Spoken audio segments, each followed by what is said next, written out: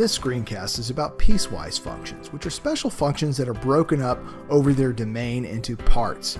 Notable one we're going to learn about is the absolute value function, and we will also learn about the greatest integer function. Let's start off with some terminology. So a piecewise function is a special type of function broken up into parts based on its domain. We'll look at that in more detail in a second. A step function is a special kind of piecewise function that is broken up into line segments only. Many of their graphs look like a set of stairs. The greatest integer function is a special kind of step function, which again is also a piecewise function, broken up into parts. And this is a very interesting symbology that's often used for the greatest integer function. It outputs the greatest integer that is less than or equal to the value of x. Often used in banking and many other situations where we're trying to round down to the nearest lowest integer. The absolute value function is another special type of piecewise function that is usually broken up into two parts. Both parts still output the distance that a certain quantity, whatever is in that absolute value bar, is from 0. Let's dive right into an example. So we're given the graph of a function, and this is a piecewise function. And it's defined as f of x equals x minus 1 if x is less than or equal to 3. And it's defined as f of x equals negative 1 if x is greater than 3. And so we're asked to identify the domain and range. We're also going to graph this function as well. But just before we get into that, I'm going to show you this is typically what a piecewise function looks like. It's broken up into more than one part. And each part on the right-hand part shows the domain values for which the function has the specific rules. For example, here, for all the x's less than or equal to 3, the first rule is used. For all the x's greater than 3, the next rule is used. So that's kind of how piecewise functions are defined. They can have many parts, but they must have at least two to be piecewise. So we're going to start by graphing it. And basically, we've got two parts to graph here. We're going to graph the function f of x equals x minus 1 for all x's that are less than or equal to 3. We're going to start at x equals 3 and go up because at x equals 3, which is kind of the boundary between these two pieces, if I put in a 3 for x, I get 3 minus 1 equals 2. So the point 3 comma 2 is part of this top piece, which is defined as x minus 1. So I'm going to graph x minus 1 starting at x equals 3 and then moving to the left. It's all the x's less than or equal to 3. So x minus 1 has an x-intercept. Vertical intercept at negative 1, y equals negative 1, so that's the other point we need, and there's the graph. It continues on forever because it is valid for all x's less than or equal to 3. We now need to graph the second part, the second piece, which the rule is it's always negative 1. For all values greater than but not including 3, f of x is going to be equal to negative 1. So we're going to use an open circle here because this is not part of the solution. This is 3 comma negative 1. 3 is not part of this second rule. It's all the x is greater than 3. So every point to the right of 3 comma 1 along this horizontal line is part of the second rule here. So we have two rays that define this piecewise function. This ray x minus 1, f of x equals x minus 1 for all x is less than or equal to 3. This ray f of x equals negative 1 for all x is greater than 3. That's what our function looks like. So now we're going to find the domain and the range. So the domain is all the inputs, and actually this piecewise function is valid for all values of x's for all real numbers, because it's all the way up from negative infinity to 3 and then beyond 3 to positive infinity. So the domain is all real numbers. The range, however, if we look at this graph, the output values, it's never going to get any bigger than 2, and it's all the values of f of x less than 2.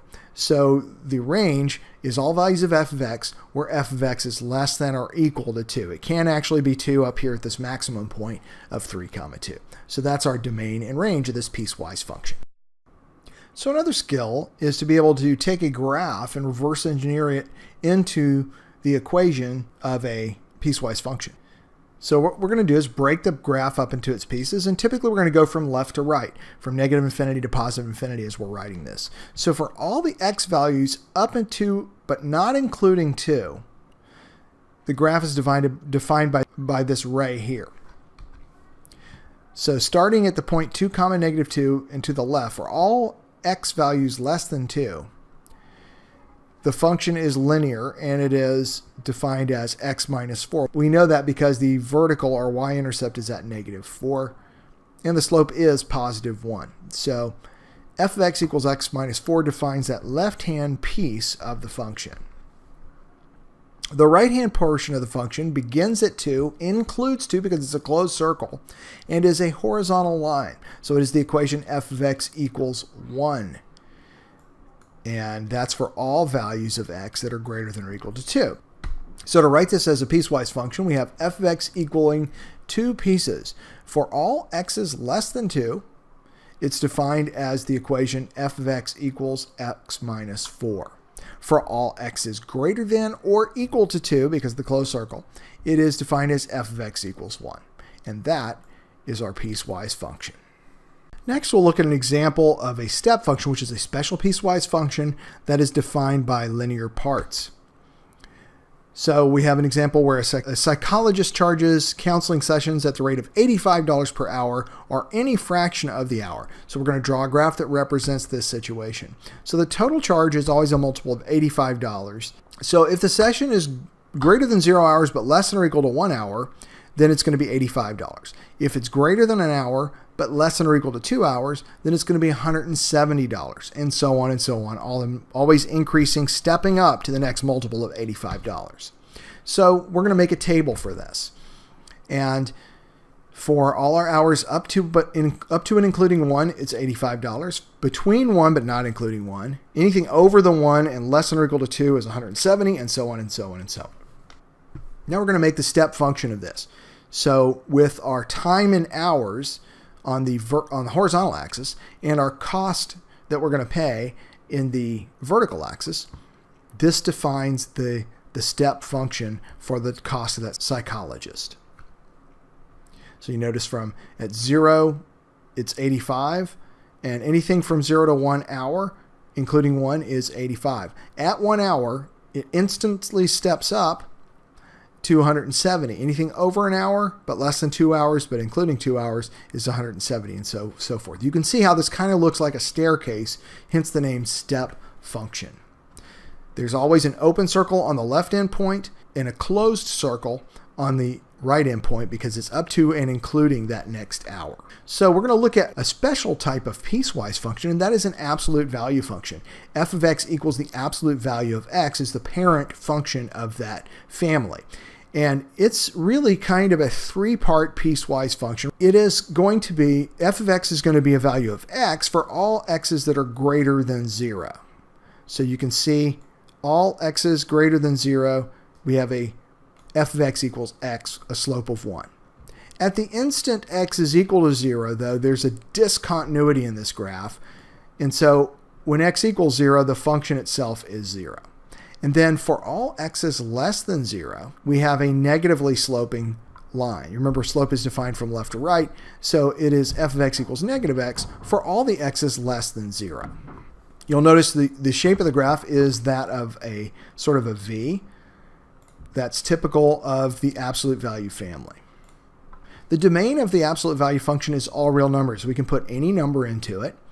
Its range is all positive numbers. The only numbers that are possible for the absolute value function, at least the parent function, absolute value of x, is positive numbers because we're talking about, after all, the distance, a positive number from 0 on a number line. It does have an intercept at the origin, which is a vertical and a horizontal intercept at the origin. And the function is never defined below 0, at least the parent function, because absolute value can never be negative. So let's do one more example with an absolute value. We'll take the absolute value of x plus 1. We're going to identify the domain and range after graphing it. So let's make a table of values so we can graph it. At a value of negative 3, the function is evaluated as the absolute value of negative 3, which is 3, plus 1, which is 4, and so on and so on. When we plot these points, we wind up with that V shape again. This one shifted up by 1 because it is the absolute value of x plus 1. So we had a vertical shift of 1. Now looking at the domain is all real numbers. Any real number can go in as input.